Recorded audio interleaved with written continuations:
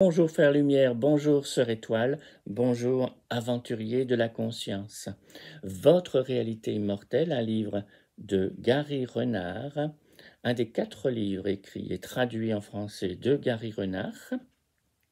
À chaque fois, il s'agit d'une conversation entre Artène et Pourchat, 2 êtres qui viennent du futur, dont un des 2 est justement une incarnation future de Gary Renard, et ces 2 êtres lui parlent à Gary Renard d'un enseignement spirituel qui est apparu dans les années 60-70 aux États-Unis et qui s'appelle un cours en miracle.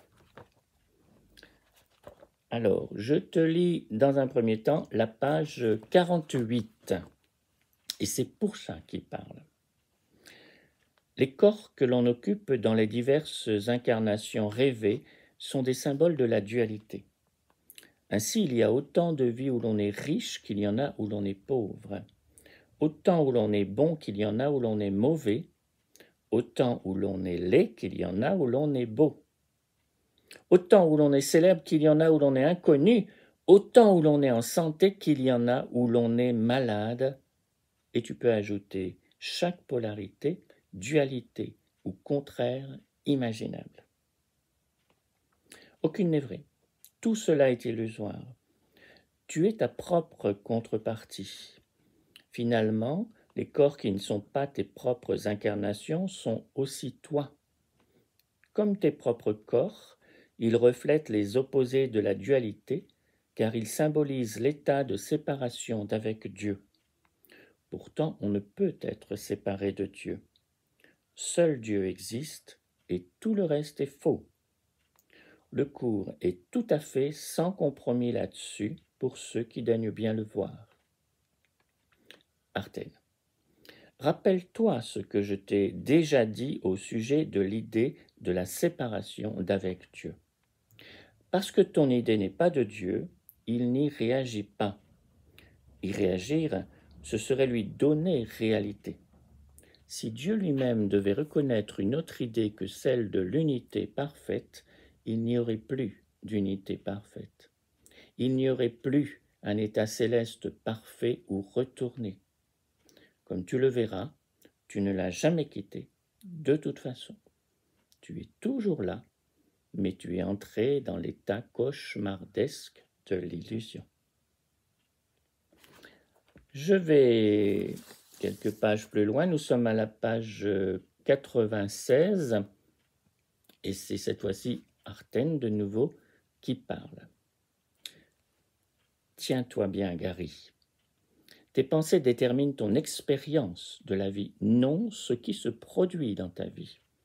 Ce qui se passe au niveau de la forme, la durée de ta vie, ta richesse ou ta pauvreté, tes maladies, tout cela fut déterminé avant même que tu paraisses naître.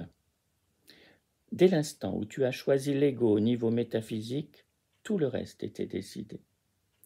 C'est pourquoi la vie n'est pas juste. Et ne demande pas pourquoi tu devrais même t'en soucier. Je viens de dire que tu détermines ton expérience, pas par tes pensées, et que c'est ton expérience qui importe. Le seul pouvoir réel que tu possèdes ici est celui de choisir entre l'ego et le Saint-Esprit. Si au cours du processus, tu te trouves à changer de dimension temporelle par l'abolition du temps réalisé par le Saint-Esprit, et qu'ainsi un scénario différent se déroule à l'intérieur du script prévu, tu dois alors considérer cela comme un bénéfice marginal. Ce n'est toutefois pas le but du cours. Pour ce qui est de l'abolition du temps, souviens-toi que seul le Saint-Esprit sait ce qui est le mieux pour chacun. Mets-le en charge du temps et de l'espace. Mets en charge celui qui sait tout. Si tu es malade et qu'en choisissant le pardon tu modifies tes symptômes, considère aussi cela comme un bénéfice marginal. Le véritable but est le ciel, mais le but à court terme est la paix et la cessation de toute douleur et de toute souffrance. Il est tout à fait à ta portée d'apprendre à mettre fin à toute douleur et à toute souffrance, malgré tout ce qui paraît se passer dans le monde et quels que semblent être tes symptômes. C'est la réponse du Saint-Esprit au scénario de culpabilité de douleur, de souffrance et de mort de l'ego.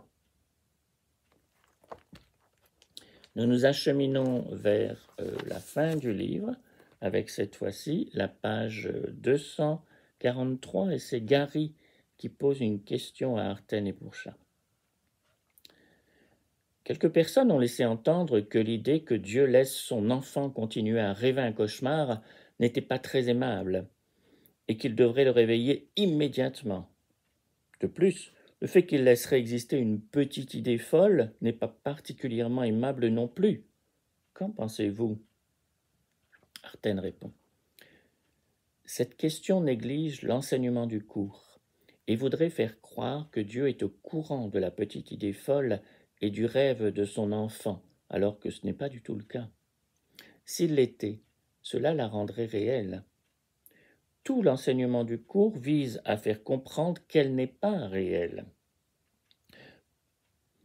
Par conséquent, pour dire les choses brièvement, tu t'endors et tu te mets à rêver. Et quand tu seras prêt à t'éveiller en écoutant ton souvenir de Dieu, le Saint-Esprit, au lieu d'écouter l'ego, alors tu t'éveilleras. C'est ton rêve. Il n'y a donc que toi qui puisses s'éveiller. Le Saint-Esprit est en réalité ton soi supérieur. Mais souviens-toi que Dieu n'a pas envoyé le Saint-Esprit. Il a toujours été avec toi. Car même si tu pouvais nier la vérité, tu ne pourrais jamais la perdre.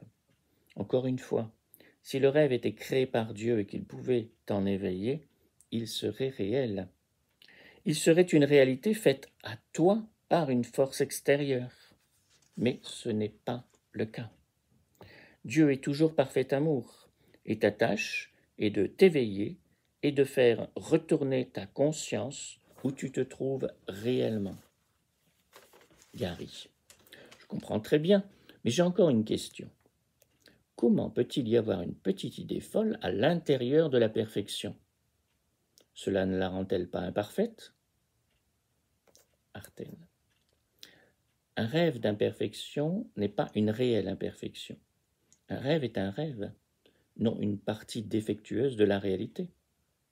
Dieu n'a pas créé le rêve. Tu t'es inventé toi-même à l'intérieur de ton propre rêve.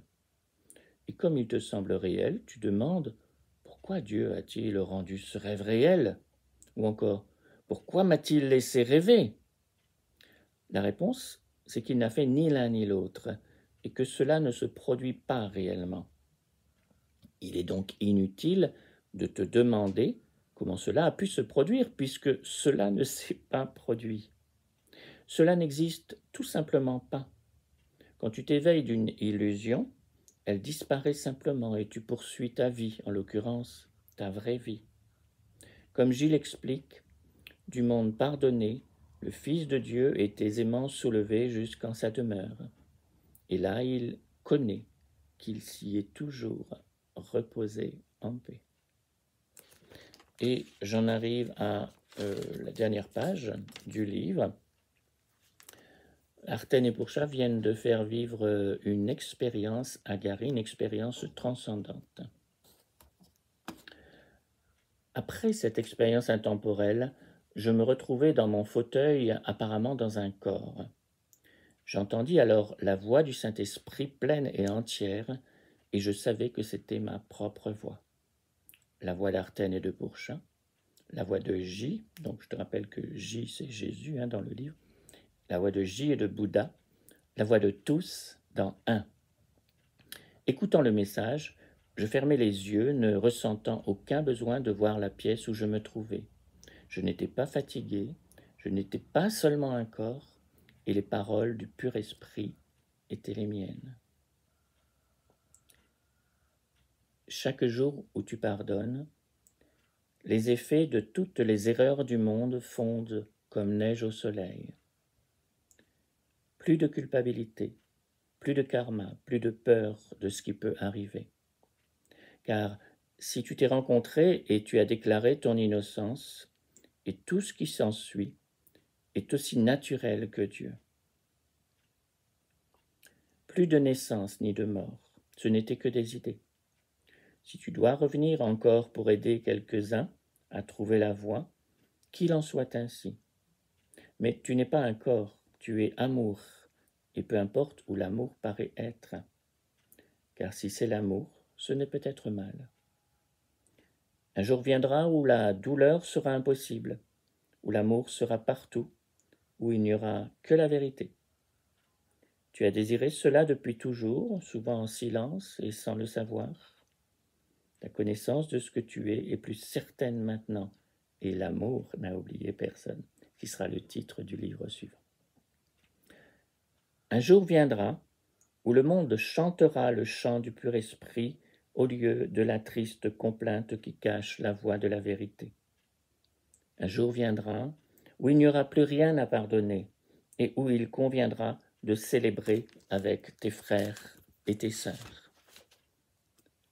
Et ensuite, un jour viendra où il n'y aura plus besoin de jour et tu vivras en tant qu'un, à jamais, dans la sainteté de ta réalité immortelle.